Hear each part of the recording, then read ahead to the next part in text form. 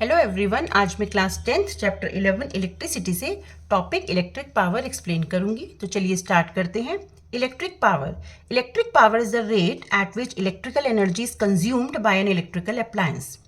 Power को हम लिख सकते हैं एनर्जी कंज्यूम्ड अपॉन में टाइम और वर्क डन अपॉन में टाइम। ये पावर का फॉर्मूला है। कोई भी इलेक्ट्रिकल अप्लायंस 1 सेकेंड में जितनी एनर्जी कंज्यूम करता है उसको उस इलेक्ट्रिकल अप्लायंस की पावर बोलते हैं। पावर की एसआई यूनिट वॉट होती है, और अगर हमें पावर की यूनिट को डिफाइन करना है तो हम कैसे करेंगे? When an electrical appliance consumes 1 joule of electrical energy in 1 second, its power is said to be 1 watt. अगर कोई इलेक्ट्रिकल अप्लायंस 1 सेकेंड में 1 जूल की एनर्जी को कंज्यूम कर रहा है तो हम बोलेंगे कि उस इलेक्ट्रिकल अप्लायंस की जो पावर है वो 1 वॉट है। फॉर एग्जाम्पल, एक बल्ब है 60 वॉट का, इसका मतलब उस बल्ब की पावर है 60 वॉट्स। वो बल्ब 1 सेकेंड में 60 जूल्स की एनर्जी को कंज्यूम करेगा, इसीलिए उसकी पावर जो है वो 60 वॉट्स है। अब मैं आपको इस चैप्टर में पावर के 3 फॉर्मूलाज हैं जो हम न्यूमेरिकल्स में यूज करेंगे, वो डिराइव करना बताऊंगी। पावर होता है वर्क डन अपॉन में टाइम, तो पावर को हम W अपॉन में T लिख सकते हैं, और हमें पता है वोल्टेज होता है W अपॉन में Q। यहाँ से वर्क डन को हम V इंटू Q लिख सकते हैं, और करंट होता है Q बाय T, तो यहाँ से टाइम को हम Q बाय I लिख सकते हैं। इस फॉर्मूला में W की जगह पे हम V इंटू Q पुट कर देंगे और टाइम की जगह पे Q बाय I पुट कर देंगे। अब जब हम Q बाय I को ऊपर लेके जाएंगे तो इसका रेसिप्रोकल हो जाएगा और Q से Q कैंसिल हो जाएगा और पावर का फर्स्ट फॉर्मूला आ जाएगा V into I।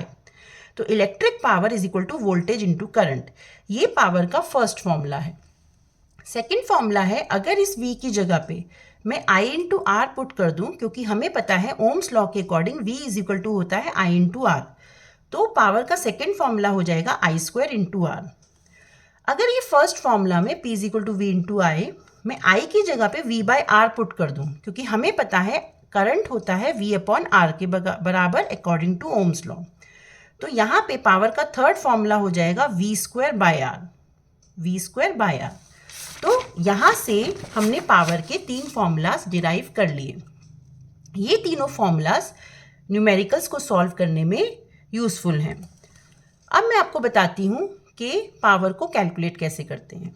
For example, एक सर्किट डायग्राम है जिस सर्किट में मैंने एक बल्ब को कनेक्ट किया है, एक बैटरी कनेक्ट की है जिसका वोल्टेज है 5 वोल्ट, और यहाँ इस सर्किट में से 2 एम्पीयर का करंट फ्लो कर रहा है।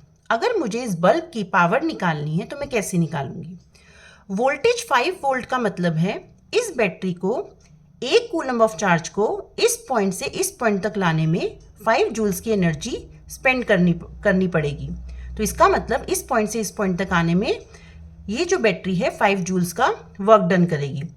तो वो 1 कूलम ऑफ चार्ज 5 जूल की एनर्जी को गेन करके यहाँ से मूव करके इस बल्ब के अंदर एंटर करेगा। जब वो 1 कूलम ऑफ चार्ज इस पॉइंट से इस पॉइंट तक मूव करेगा तो उसको वो 5 जूल की एनर्जी को स्पेंड करना पड़ेगा। तो ये जो बल्ब है उस 5 जूल की एनर्जी को गेन कर लेगा और ग्लो करेगा।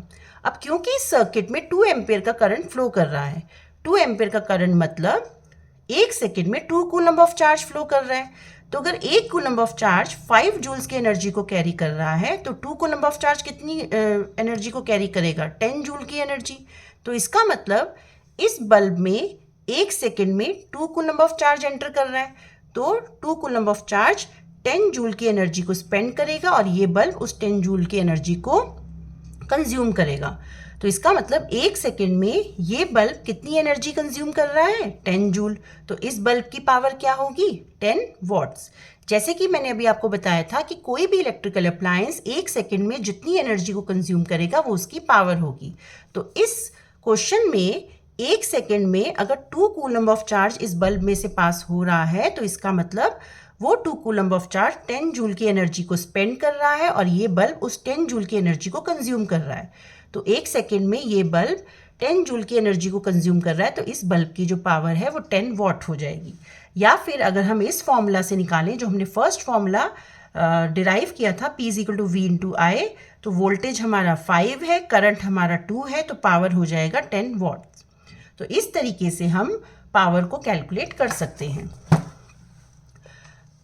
पावर की कमर्शियल यूनिट होती है किलोवाट और 1 किलोवाट 1000 वॉट्स के बराबर होता है। ऐसे ही एनर्जी की भी कमर्शियल यूनिट होती है जो होती है किलोवाट आवर्स। अगर हमें बहुत ज़्यादा अमाउंट में एनर्जी को कैलकुलेट करना है तो हम जूल्स में कैलकुलेट नहीं करते हैं, किलोवाट आवर्स में करते हैं। और किलोवाट आवर और जूल्स में क्या रिलेशन होता है? 1 किलोवाट आवर होता है 3.6 इंटू 10⁻⁶ जूल्स। और ये कैसे आता है?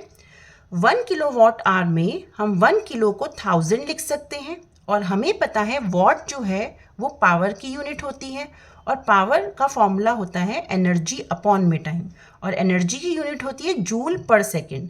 तो हम यहाँ पे लिख सकते हैं वॉट की जगह पे जूल अपॉन में सेकेंड, और आर को हम लिख सकते हैं 60 इंटू 60 सेकेंड, अगर हम आर्स को सेकेंड्स में कन्वर्ट करें। तो यहाँ से सेकेंड कैंसिल हो जाएगा, और जब हम इसको मल्टीप्लाई करेंगे तो आ जाएगा 36 लाख जूल, या फिर हम इसको लिख सकते हैं 3.6 इंटू 10⁻⁶ जूल्स। तो इस तरीके से जो 1 किलोवाट आवर है वो 3.6 इंटू 10⁻⁶ जूल्स के बराबर हो जाएगा। आई होप आपको मेरी ये एक्सप्लेनेशन इलेक्ट्रिक पावर की अच्छी लगी होगी और समझ भी आई होगी। अगर आपको मेरी वीडियो अच्छी लगी हो तो प्लीज़ मेरे चैनल को सब्सक्राइब कीजिए ताकि आपको आगे के अपडेट्स मिलते रहें। Thank you very much.